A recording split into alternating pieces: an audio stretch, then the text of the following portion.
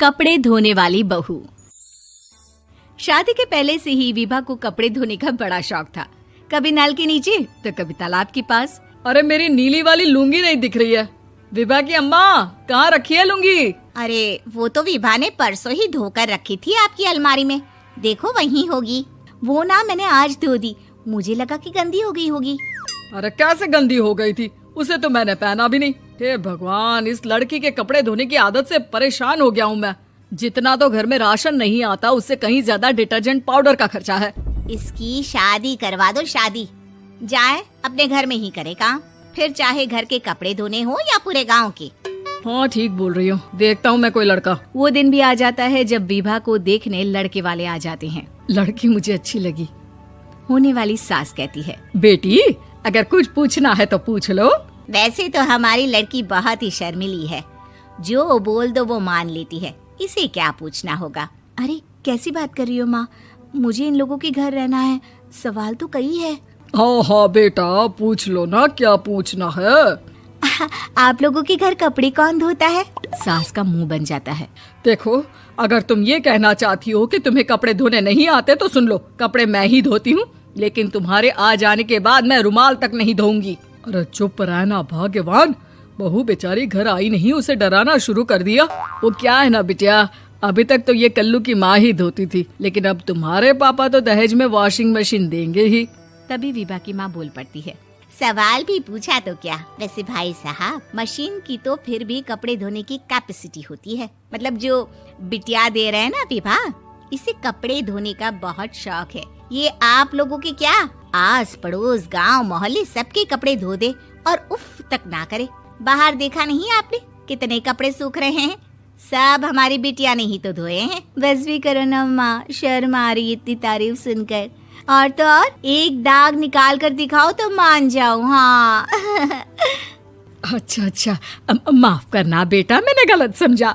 हमें तो रिश्ता बहुत पसंद है। और ऐसे जुड़ जाता है रिश्ता कपड़े धोने का शौक रखने वाली विभा का। उसकी शादी हो जाती है कोयला फैक्ट्री में काम करने वाले कल्लू के साथ। शादी के बाद अचानक विभा चिल्लाती हुई सास के पास आती है। सासू माँ, अरे सासू माँ कहाँ है आप? ये तो धोखा है, धोखा दिया आप लोगों ने मुझे। इसे ससुर के चक्कर के बारे में पता चल गया। अरे तो उसमें तुझे क्यों धोखा मिला है? अरे नल में पानी नहीं आता, कपड़े कैसे कब धुलेंगे? अच्छा, तू पानी नहीं आ रहा उसकी बात कर रही है। तो आपने क्या सोचा? कुछ नहीं। अच्छा, तेरी माँ ने कहा था कि कपड़े धोने का शौक है तुझे, याद आया मुझे। शौक बोलकर कपड़े धोने वाले मेरे जुनून को कम ना आके सासू माँ, कपड़ा धोना मेरा गुरूर है। तभी पति भी वहाँ आ जाता है। अभी मैंने इसे सनी देओल की फिल्म दिखाई है, उसी के डायलॉग मार रही है माँ। अच्छा सुन, साफ साफ बता रही हूँ, पानी सुबह 4 से 6 और शाम को 10 से 12 आता है, समझी? विभा टाइमिंग सुनकर हैरान हो जाती है। ये क्या भूतों का मोहल्ला है? सुबह 4 बजे उठकर कौन कपड़े धोता है? 4 बजे टंकी में पानी जाता है, फिर सारा दिन धोना ना, किसने मना किया? अरे कैसी बात कर रही हैं? 200 लीटर की टंकी में कितने कपड़े धो लूंगी मैं? सुबह ही उठ जाऊंगी मैं। अब क्या था, विभा सुबह 4 से लेकर रात के 12 बजे तक कपड़े ही धोती रहती। एक रोज सास पड़ोस से निकलकर कहीं जा रही होती है कि साथ वाली कहती है, हाँ कल्लू की माँ, जरा ये बताओ कि 2 साड़ी है, 2 ब्लाउज और एक पेटीकोट और एक नाड़े वाला लंबा कच्छा। हाँ तो? अरे तो क्या, कितना लोगी धुलाई ये बताओ। धोबन दिख रहे हैं हम क्या? हमारे पति सरकारी नौकरी से अभी रिटायर हुए हैं और बेटा सुपरवाइजर है कोयला फैक्ट्री में। धोबन समझ रखा है हमें? हाय रे कल्लू की अम्मा, माफ कर दो, वो तो मोहल्ले में यही सब बता रहे थे कि तुमने बहू को कपड़ा धुलवाने के काम में लगा दिया है। सास को पड़ोसन की बात सुनकर गुस्सा आ जाता है। वो घर पहुंचती है जहां घर के बाहर ही इतने सारे कपड़े सूख रहे होते हैं जितने कि किसी धोबन के घर पर। अरे ओ कल्लू की दुल्हन, बाहर निकल। माँ जी यहीं आ जाओ, बाथरूम में चादर धो रहे हैं हम। अरे अभी हम धोते हैं, तुमको बाहर निकलो। ये आस पड़ोस वाले बोल रहे हैं कि हम बहू से कपड़े धुलवा कर उसे कपड़ा धोने वाली बना दिए हैं।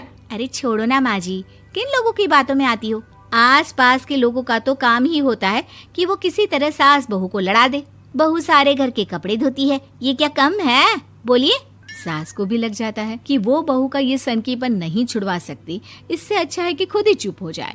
एक रोज सास और बहू मंदिर जाते हैं, जहाँ सास की साड़ी वहाँ खड़ी भीख मांगने वाली से मिलती है। माँ जी क्या बात है, आपकी साड़ी उस भिखारन से कितनी मिल रही है ना? हाँ हाँ देखो तो, दोनों की साड़ी मिल रही है। क्या बात है कल्लू की अम्मा, तुम खुद को तो अफसर की बीवी बताती हो और ऐसी सिंपल सी प्लेन साड़ी पहनकर घूमती हो। सिंपल और प्लेन नहीं है ये साड़ी। तो क्या सोने के धागे से फूल बने हैं?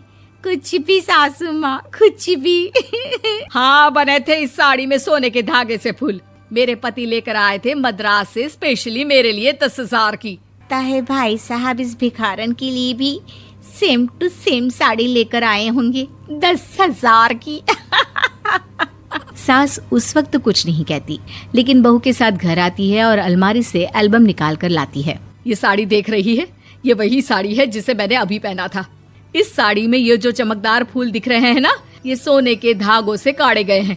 लेकिन तू लोकल वॉशिंग मशीन ब्रश से घिस घिस कर सारे फूलों को निकाल कर साड़ी प्लेन कर दी। मुझे माफ कर दीजिए सासू माँ। और तो और, जब मैंने तुझे तेरी गलती के लिए कुछ नहीं कहा, लेकिन तूने तो सबके सामने मेरा मजाक ही बना दिया। क्यों? बहू को समझ में आ जाता है कि अब से उसका कपड़े धोना बंद।